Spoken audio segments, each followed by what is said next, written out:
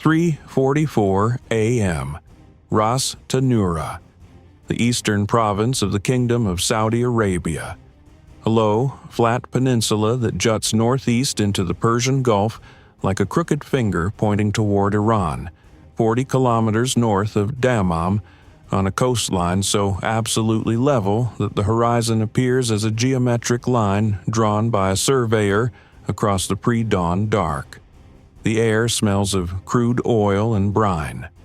The temperature is 31 degrees Celsius. There is no wind. Ras Tanura is the largest oil export terminal on Earth.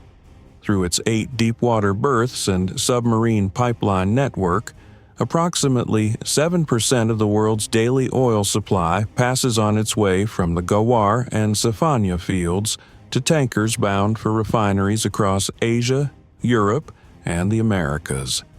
The tank farm holds more than 30 million barrels of crude in storage. The loading jetties extend 2 kilometers into the Gulf. The facility processes without pause, 24 hours a day, because the world's industrial economy does not pause.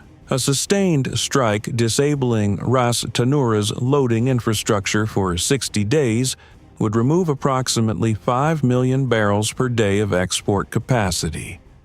A crude price spike of $60 to $80 per barrel cascading through every importing economy on the planet. The Houthi military command understood this arithmetic. Ras Tanura was not merely a military target. It was a lever on the global economy. The strike package was the most ambitious the Ansar Allah Military Committee had ever authorized. 42 Shahed, 238 jet-powered loitering munitions, pre-programmed for the tank farm, the loading jetties, and the pump station complex at the terminal's landward entrance. 18 Quds-3 anti-ship cruise missiles, the long-range variant with a 240-kilogram warhead, reprogrammed for land attack mode with GPS waypoint guidance against fixed infrastructure aim points rather than ship-homing radar mode. And 12 Badr-1 short-range ballistic missiles, the Houthi GPS-corrected derivative of the Soviet Frog-7, carrying 500-kilogram high-explosive fragmentation warheads against hardened infrastructure targets, the main oil-loading pump stations and the control facility. 72 weapons total. 3 separate delivery systems. 5 approach axes. The attack was timed to arrive in a 9-minute window beginning at 3:53 a.m., calculated to strike before the Saudi Aramco emergency response teams were fully mobilized, and before the Saudi Royal Air Force Dawn Combat Air Patrol could be airborne over the eastern province. Between the Houthi launch positions and Ras Tanura stood the USS Dwight D. Eisenhower Strike Group, operating in the southern Persian Gulf 108 nautical miles east-southeast of the terminal. The Eisenhower was present because CENTCOM had assessed exactly this threat: a Houthi strategic infrastructure strike on Saudi Arabian petroleum facilities. As the most consequential contingency in the regional security environment, and had positioned the carrier strike group to provide the layered missile defense coverage that Saudi Arabia's own Patriot batteries, concentrated at Dhahran and Riyadh, could not fully provide for a coastal facility 100 kilometers north of their optimal engagement geometry. The USS Dwight D. Eisenhower's air wing had been flying combat air patrol missions over the Persian Gulf continuously for 17 days. Her E-2D Advanced Hawkeye, operating at 24,000 feet over the central Gulf, covered the Yemeni coast from the Bab el-Mandeb to Aden. Her CEC network linked the cruiser USS Hugh City and the destroyers USS Mason, USS Laboon, and USS Farragut into a unified defensive architecture that covered the entire airspace between Yemen and the Saudi coast. The Saudi Royal Air Force's ground-based air defense radar network, coordinating through the Prince Sultan Air Defense Sector at Riyadh, fed additional track data into the joint air picture via the combined link. 11 data exchange that had been established under a bilateral defense agreement 12 years earlier. The Ras Tanura facility itself was protected by a Saudi Aramco corporate security force, a Saudi National Guard battalion, and a single battery of A-18F Patriot PAC-3, operated by the Royal Saudi Air Defense Forces. 4 launcher stations positioned at the terminal's landward southern perimeter, oriented toward the most likely attack axis from Yemen via the empty quarter. The Patriot battery at Ras Tanura had been operational for 3 years. Its crews were trained and current. But 4 launcher stations with a total of 32 PAC-3 MSE interceptors was a defensive capacity sized for a moderate threat, not for a 72-weapon coordinated strike on 3 simultaneous axes. The Eisenhower strike group was the margin that made the defense sufficient. They made 6 catastrophic mistakes. The first mistake: the launch position selection.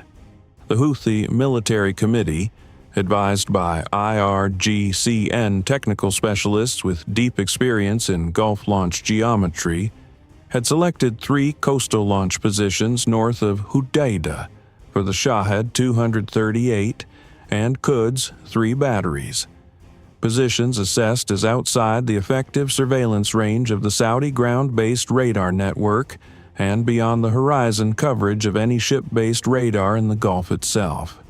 What the AARGM technical specialists had not fully accounted for was the E-2D's elevated position and its AN/APY-9 radar's ground moving target indicator capability in its maritime surveillance mode, operating from 24,000 feet over the central Gulf with a line-of-sight advantage that extended its radar horizon 400 nautical miles beyond the geometric horizon available to any surface-based system.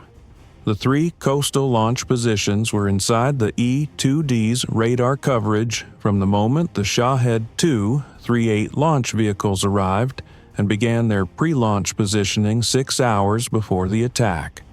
The launch events themselves, 72 weapons departing their positions in a 64-second window, produced a radar return cluster that the E-2D crew classified as a confirmed mass launch event within 9 seconds of the first vehicle becoming airborne.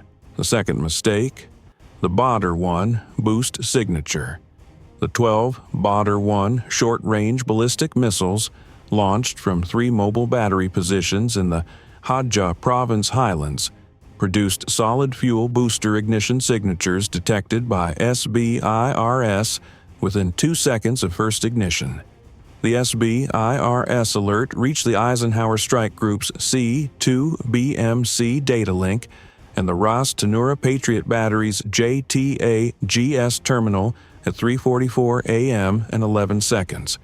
11 seconds after the first Badr-1 left its launcher, with 4 minutes and 22 seconds before the first ballistic warhead reached terminal descent range.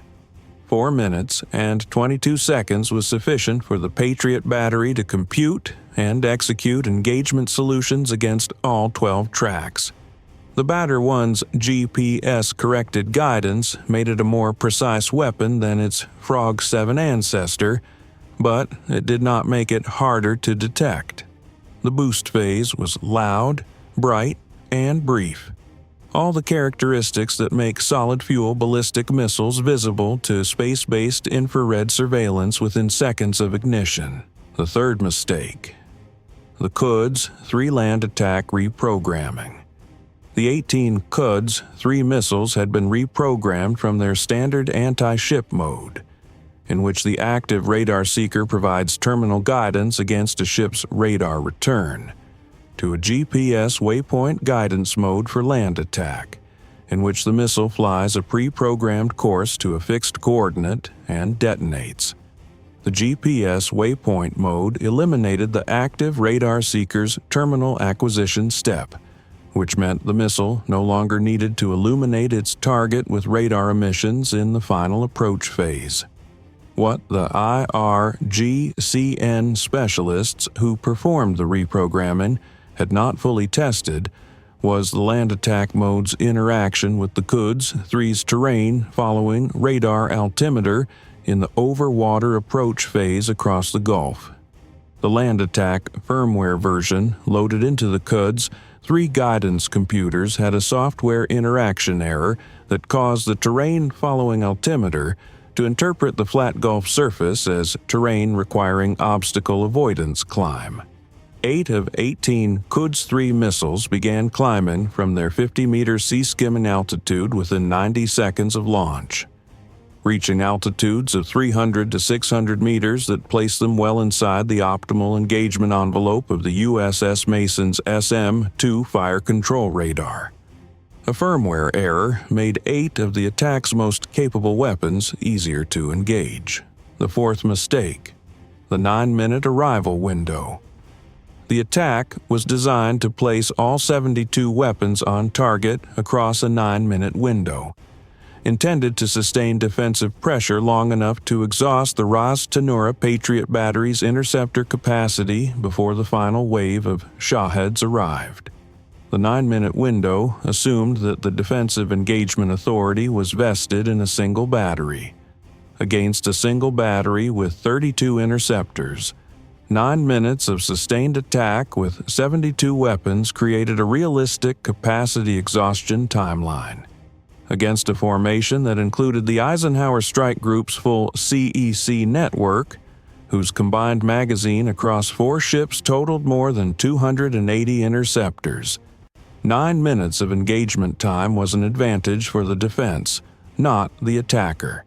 Every additional minute of weapon transit time was another minute in which the CEC network could engage, confirm intercept, and assign new interceptors to remaining tracks.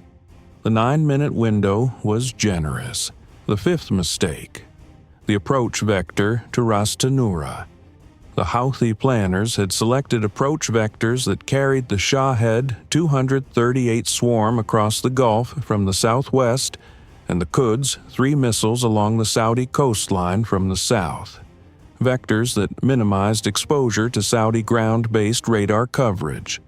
Both vectors passed through the Central Gulf airspace that the Eisenhower Strike Group's CEC network covered from 300 nautical miles. There was no approach to Ras Tanura from the southwest that did not pass through the Eisenhower's engagement envelope.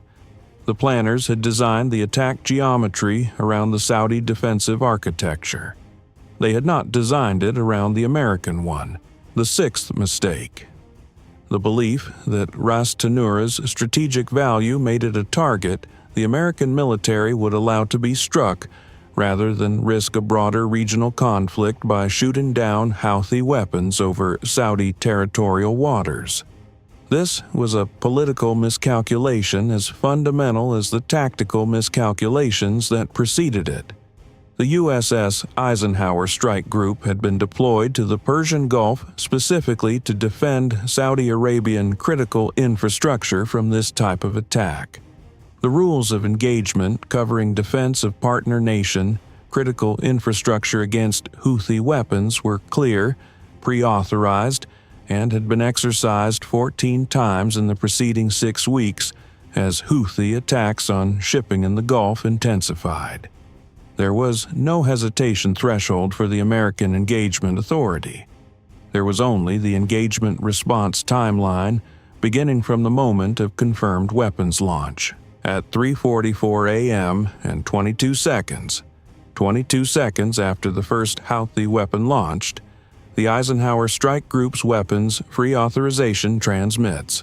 All units, Strike Group. Weapons free. All threat tracks. Ras Tanura defense is authorized. Execute Shield Saudi. The USS Houthi engages the botter, 1 ballistic threat first. The cruiser fires 12 PAC-3 MSE compatible SM-2 Block 3B missiles from her forward VLS cells in a 14-second ripple. The SM-2 Block 3B's infrared terminal seeker acquiring the Badr.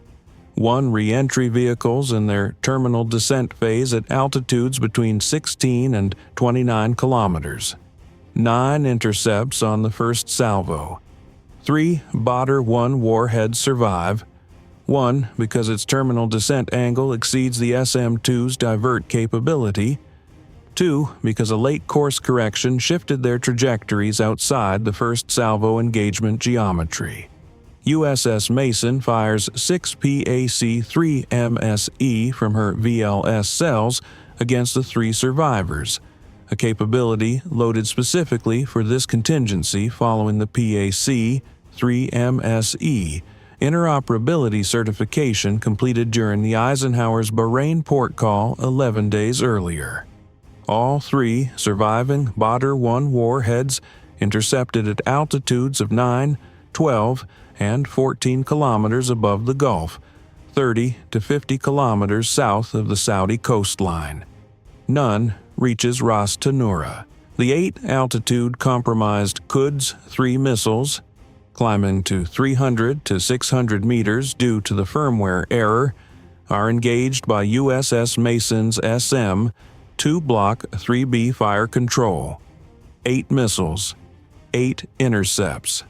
The SM-2's fire control radar has no difficulty acquiring a cruise missile at 500 meters altitude against the flat Gulf background. All 8 eliminated at ranges between 31 and 62 nautical miles from Ras Tanura before they cross the Saudi territorial water boundary. The remaining 10 Quds 3 missiles maintain their programmed 50-meter sea skimming altitude in land attack mode. USS Laboon fires 20 ESSM Block 2 missiles against the 10 surviving low-altitude Quds, 3 tracks, 2 interceptors per target. The ESSM Block 2's active radar seeker acquires the Quds 3's body against the Gulf surface. 8 intercepts on the ESSM first salvo. 2 Quds 3 missiles survive and approach the Saudi coastline. The Ras Tanura Patriot battery engages both survivors with 4 PAC-3MSE, 2 per target. Both intercepted at 4 and 6 kilometers from the facility perimeter. Neither warhead reaches the facility. 18 Quds 3 missiles, all neutralized. 0 reached Ras Tanura. The 42 Shahed 238 jet loitering munitions present the highest volume engagement challenge. Approaching in 3 waves from the southwest and west-southwest across the Gulf at 350 kilometers per hour, they represent an 11-minute engagement window from first detection to terminal approach on the facility. The Eisenhower's E-2D tracks all 42 from the moment of launch. The CEC network assigns 20 to the USS Farragut, the formation's newest Arleigh Burke, positioned on the western flank of the defensive geometry closest to the attack axis, and 22 to the USS Laboon and USS Mason in split assignment based on approach bearing. USS Farragut fires 40 ESSM, Block 2 in a sustained 58-second salvo, beginning at 3:47 a.m., 2 interceptors per Shahed track across her 20 assigned targets. The ESSM Block 2's active radar seeker locks each Shahed 238's turbofan return at 22 kilometers and guides to proximity detonation. 17 intercepts on the Farragut's first salvo. 3 Shahed 238 survivors on Farragut's axis. USS Laboon fires 16 ESSM Block 2 against her 22 assigned tracks. 1 interceptor per target with 6 backups assigned to the highest priority threats.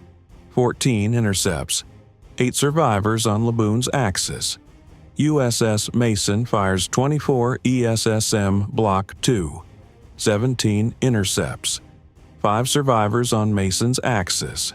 16 Shahed 238 survivors from the first ESSM engagement layer now 20 nautical miles from the Saudi coastline.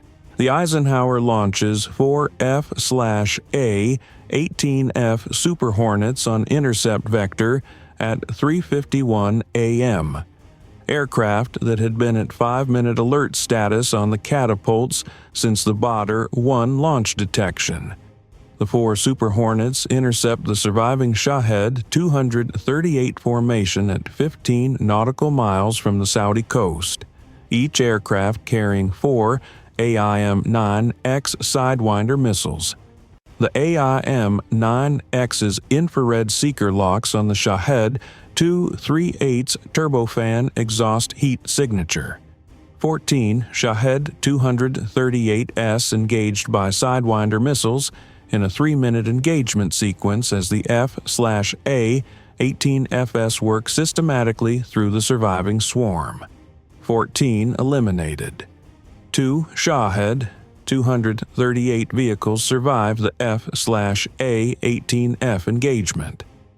1 because a timing gap in the aircraft's missile expenditure sequence creates a momentary engagement queue. 1 because its inertial navigation has shifted its course 15 degrees south of the programmed track, placing it temporarily outside the Combat Air Patrol's optimal engagement sector. The 2 surviving Shahed 238 vehicles cross the Saudi coastline at 3:58 a.m., still 9 kilometers from the Ras Tanura facility perimeter, flying at 90 meters altitude on their pre-programmed terminal approach courses. The Saudi National Guard's Avenger Stinger air defense vehicle positioned at the facility's coastal perimeter fires 2 FIM-92 Stinger missiles against the first Shahed 238. 1 miss, 1 hit. The vehicle falls on the beach 400 meters from the perimeter fence. The second, Shahed 238, deflected by its navigation error to a course that now points at the facility's northern access road rather than the tank farm, is engaged by the Ras Tanura Security Force's ground-mounted .50 caliber M2 heavy machine gun at 700 meters. 3 bursts. The vehicle's engine cowling is penetrated on the 3rd burst. It loses propulsion at 400 meters altitude and impacts the access road outside the facility fence. Its 40-kilogram shaped charge detonates on impact. It craters a 6-meter section of access road. No storage tank, no pipeline, no pump station. A road repair crew will fill the crater in 4 hours. 4:01 a.m., 17 minutes since the first Houthi weapon launched. 12 Badr 1 ballistic warheads, all intercepted. 18 Quds, 3 cruise missiles, all neutralized. 42 Shahed 238 loitering munitions, 40 by strike group and air assets, 2 by Saudi ground-based air defense, 72 weapons. Ras Tanura oil terminal, 0 structural damage.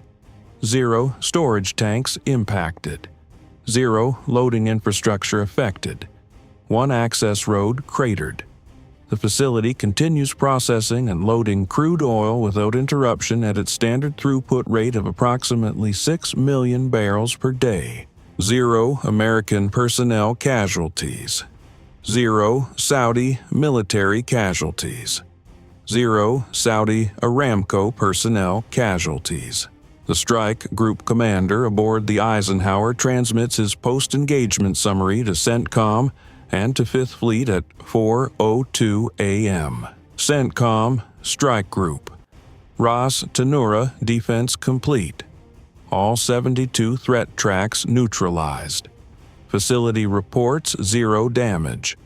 All formation assets fully operational. Requesting authorization for Anvil Response. Time-sensitive targets in window. The authorization from CENTCOM arrives at 4:03 a.m. and 41 seconds. Anvil Response authorized. Execute all packages.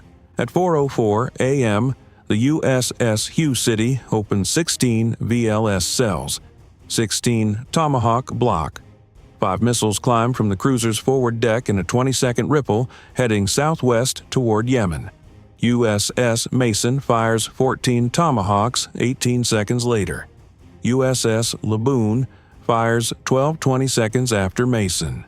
USS Farragut fires 10 at the same interval. 52 Tomahawks total. 4 target complexes across 2 countries. Target Complex 1. The 3 Shahid 2, 3, 8, and Quds 3 coastal launch positions north of Hudaydah. Positions whose GPS coordinates had been back-computed from E-2D launch detection data and confirmed against satellite imagery from 18 hours earlier. All 3 sites receive penetrating warheads against fixed launch infrastructure and incendiary warheads against propellant storage. Secondary detonations at 2 of the 3 sites confirm stored propellant inventory ignition. Target Complex 2. The 3 Badr 1 mobile battery positions in Hajj province. TEL vehicles, whose post-launch dispersal routes had been tracked continuously by the P-8A Poseidon on maritime patrol over the Red Sea. The P-8A's ISAR radar had tracked all 3 TEL convoys from their firing positions through their post-launch relocations for 17 minutes. 2 TEL convoys had reached prepared dispersal sites. 1 was still on the access road. 10 Tomahawks against 3 dispersal positions and the convoy on the road. All 3 Badr 1 battery elements struck at their post-launch positions. Target Complex 3. The Houthi Air Defense Forces radar network covering the western Yemen coast. 4 radar installations whose emissions had been logged by the USS Mason's SLQ-32 and by the EP-3E Ares II operating from Djibouti throughout the engagement. 8 Tomahawks. 4 radar sites. 4 warheads each in ripple sequence. The radar picture over western Yemen, which has been an active tracking environment since the attack began, goes dark between 4:31 a.m. and 4:38 a.m. as the Tomahawk impacts sequence across the 4 antenna positions. Target Complex 4. The Houthi Strategic Infrastructure Targeting Command Facility at Sana'a. The Planning and Coordination Headquarters identified by Signals Intelligence as the node from which tonight's Ras Tanura attack had been authorized and coordinated, whose communications traffic had carried the distinctive signature of pre-attack coordination in the 60 hours before the strike. The facility's communications arrays take the first 2 Tomahawk warheads. The main operations building takes 4 Block 5 penetrating warheads in sequence. Secondary power and communications eliminated. The facility goes silent at 4:41 a.m.